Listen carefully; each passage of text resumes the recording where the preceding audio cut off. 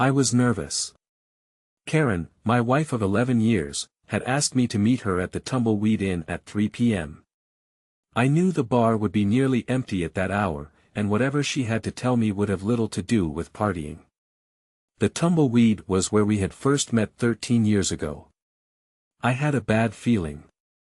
I suspected she was cheating on me with a coworker. The signs were there: late nights at the office, disinterest in sex, new provocative clothes she never wore around me, and a significant reduction in communication. We hardly spoke, even at meals, which she rarely attended. The children, Max and Megan, were often left with lame excuses and desserts from the market. Her disregard for me was one thing, but her neglect of the children infuriated me. When I arrived at the Tumbleweed, there were few cars in the lot. I had resolved to play it cool if she was going to do and say what I suspected. I sat in the car for a few moments, thinking about what to do if she was with her lover. My father's wisdom echoed in my mind: do nothing unless you're certain of your course of action. Remain silent. Let your adversary puzzle it out. As I reminisced, a fond smile crossed my face. I cherished the memory of my father's guidance. I felt his presence as though he were guiding me from above. In gratitude, I silently thanked him for his sage advice. Turning inward, I noticed her seated at the bar with a stranger. This wasn't entirely unexpected. My business, Steinbeck Incorporated, had consumed much of my time over the past decade, leaving little opportunity for socializing with her colleagues.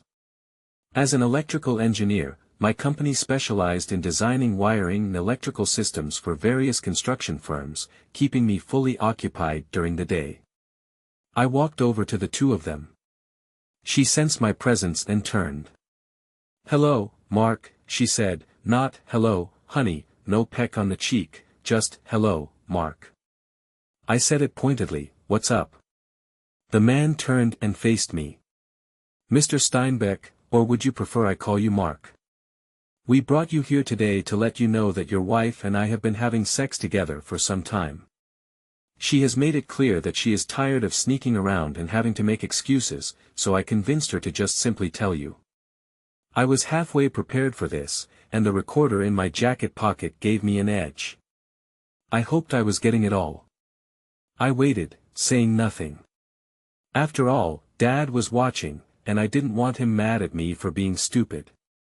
"Mark," Karen said, waiting for me to say something. But I remained silent. She must have decided I was in shock or something, so she started talking. "Mark, it has been so hard keeping this from you. I don't want you to feel hurt. I have no intention of leaving you.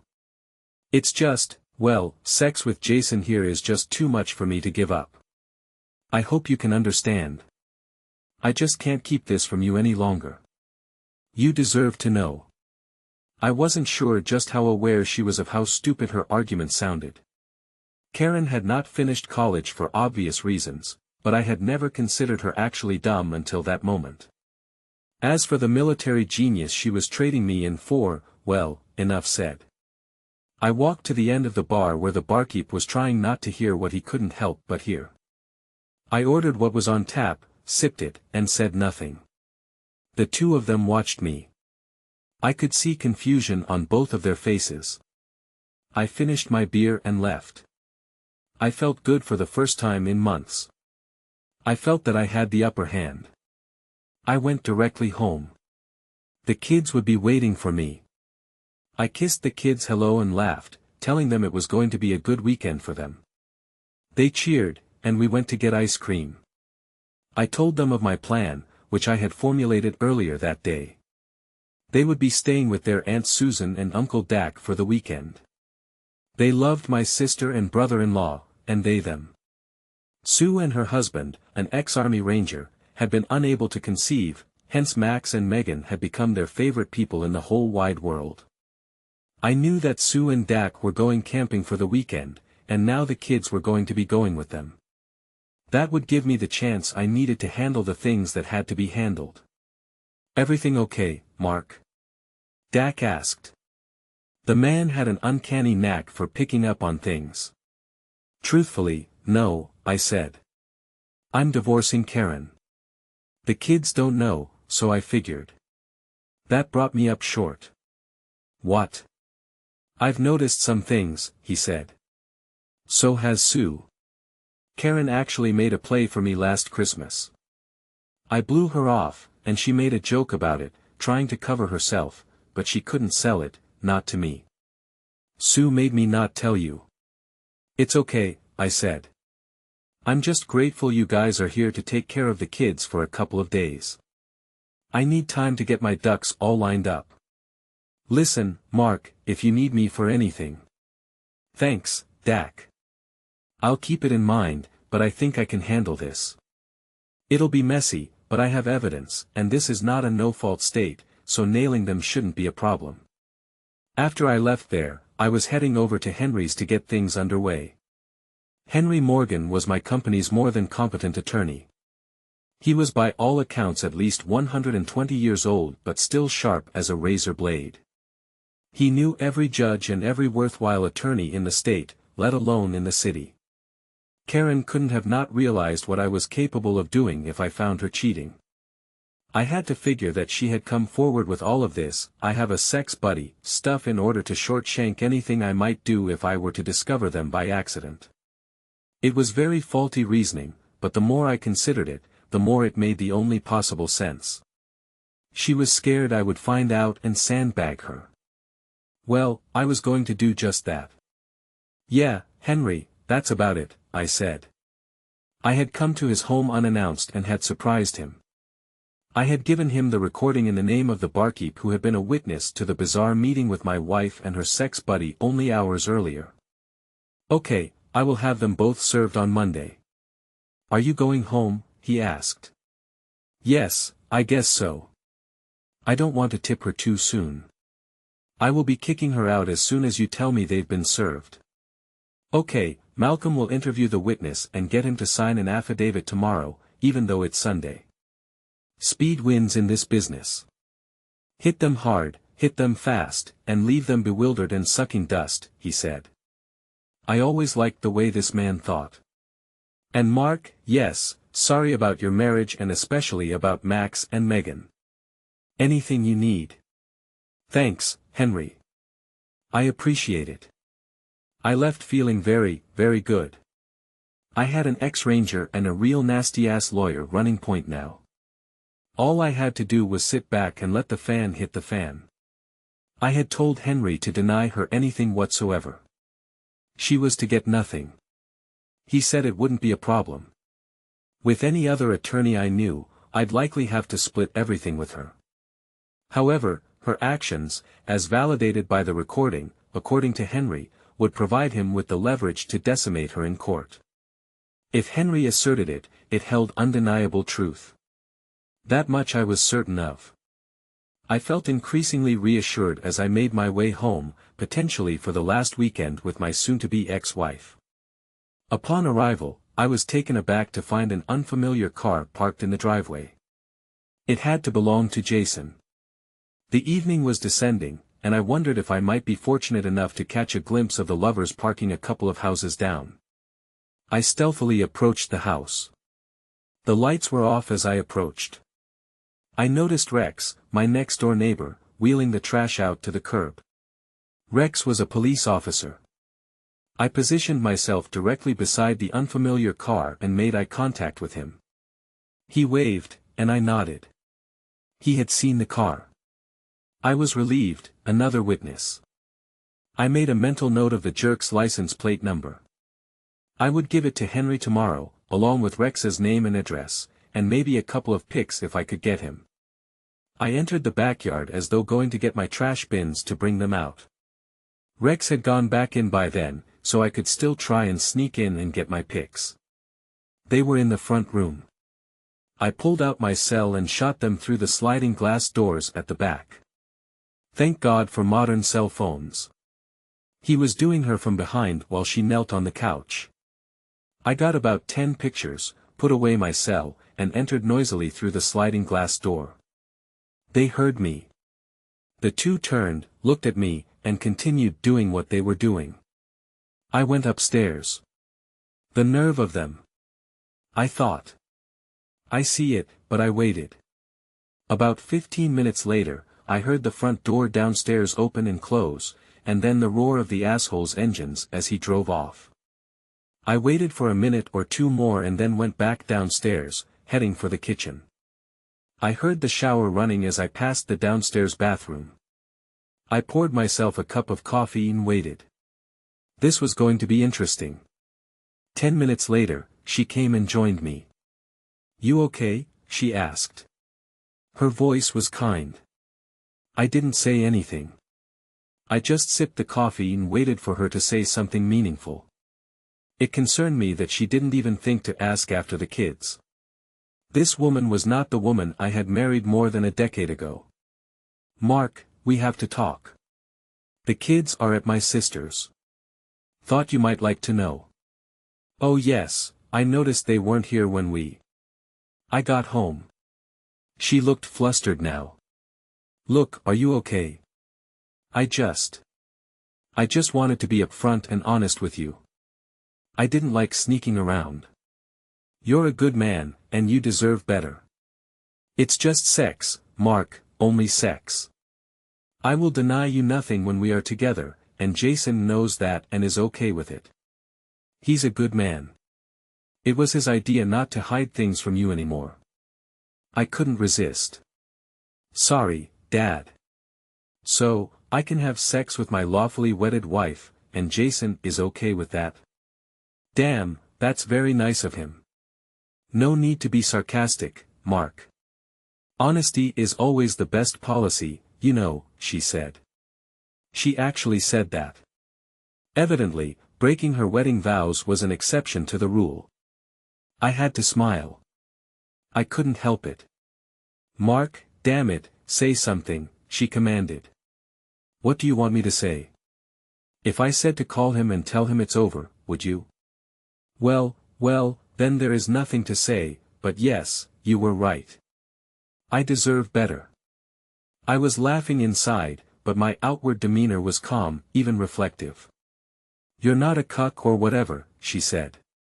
"You're my husband and a good daddy, and I love you, and save it, Karen. I'm going out. Don't wait up for me." I had to get out of there. I couldn't stand to be near her. She was dead to me. Monday, it would be all over, and she would well be history. I retraced my steps of earlier in the day. I was back at the Tumbleweed. The same barkeep was on duty. I belled up and took my place at the end of the bar. The place was crowded now, especially for a Tuesday night. I ordered a tap and asked the guy, "What gives?" indicating the crowd. "Ladies' night, and the wolves are out," he nodded toward the far corner. The lighting was dim, but I saw him. Jason was making out with one of the ladies. So, the cheater was cheating on the other cheater.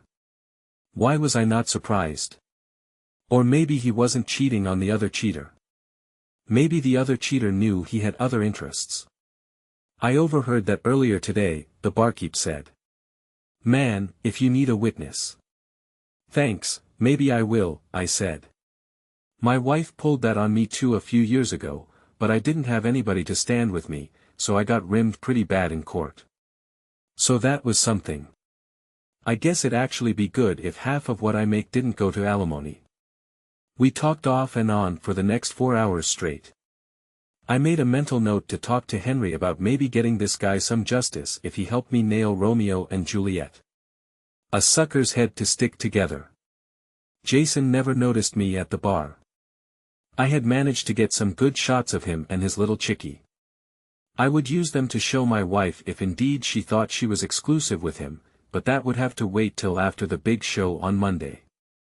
I got home around 4 o'clock in the morning. Josh, the barkeep, and I had a half-dozen cups of Joe after closing. He lived upstairs from the bar and so had nowhere to go, and since he was living alone, I guess I was a good candidate for late-night conversation. I liked the guy, plus he was a damn good bartender, a major plus in my view. I was pissed at Karen, but I wanted to sleep in my bed, not in the damn guest room. There's something about a man's own bed. It's something that my wife knew about me, and that might be why she'd have sex in the front room instead of upstairs. I slid in beside her. She was awake. I felt her hand reach for me. I jerked it off me and just rolled over and slept. She evidently did the same. The light streaming in through the cracks between the window curtains woke me. It was almost 8 o'clock. I could smell bacon frying in the kitchen. I got up, showered, dressed, and went downstairs. She was in a good mood. I guess she thought that everything was all right, or at least that our marriage was not terminal. "Hi, sleepyhead," she said. "Morning," I said. It smelled good. Well, it did. I was hungry. It might be the last day of our married life, but I didn't have to be all mopey about it. The shit would hit the fan tomorrow, but today was going to be a good day. I just knew it. "I'll be here all day today for you," she said. She said it like it was a special favor to me since I was being so reasonable. "Oh yes, and if you're good, you might get really lucky," she said. She was actually giggling. I didn't know whether to laugh or be sick to my stomach. How could this cheating witch of a wife actually think that I would consciously accept what she was selling? I just giggled back at her. "I have to take my car into the shop later this morning. Have to have new brakes put on." "Oh, I thought we might maybe later." I had to figure a way to avoid her, and it wasn't going to be easy. I really didn't want to stick my wick in her, but I supposed I could endure it if I absolutely had to keep her off-balanced. Just before leaving to get the brake job, which incidentally had not been a lie, I hid my little voice-activated recorder near the kitchen phone. I figured if she called him, that would be the phone she'd use. I was right. God, how I love the intrigue. 3 hours later, I was back. I retrieved the recorder while she was taking the trash out and went into my office to hear what might have been caught on it. It was hurtful when I heard her say she loved him. Mighty hurtful. It was especially so since I knew he didn't give a damn about her. I couldn't wait to show her the dated pics I got of him and his chickie the night before. That would put a crimp in her style. "Hi, it's me." "Yes, he's gone out to do something on the car." "I don't know." "Jason, he might not want to." Yes, I will try." "He loves me so maybe, but okay."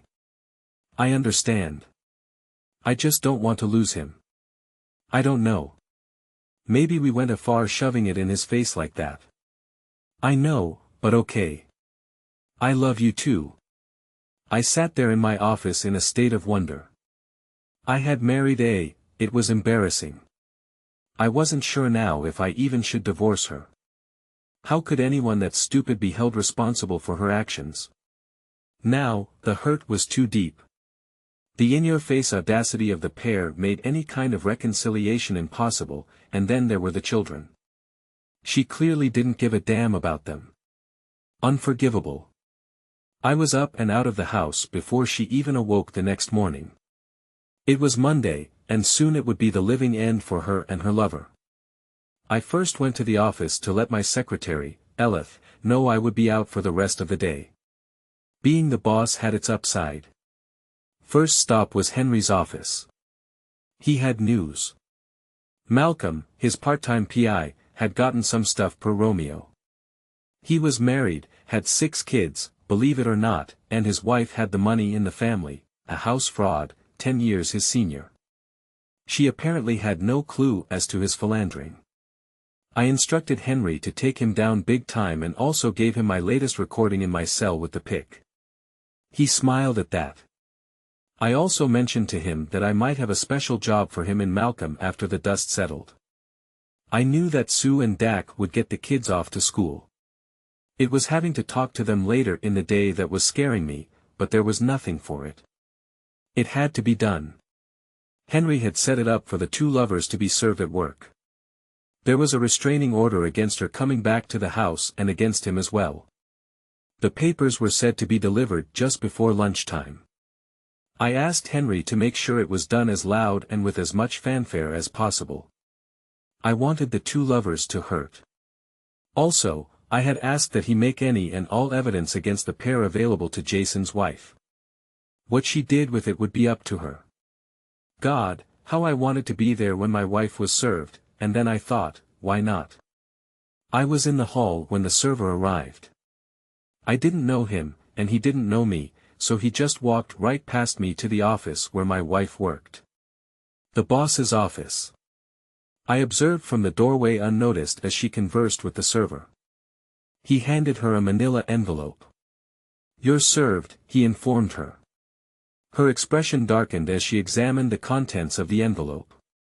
She had tears welling up and then streaming down her cheeks, collapsing into her chair. She was met by her boss, who attempted to offer solace. I made my presence more conspicuous. Her gaze met mine, wide with surprise.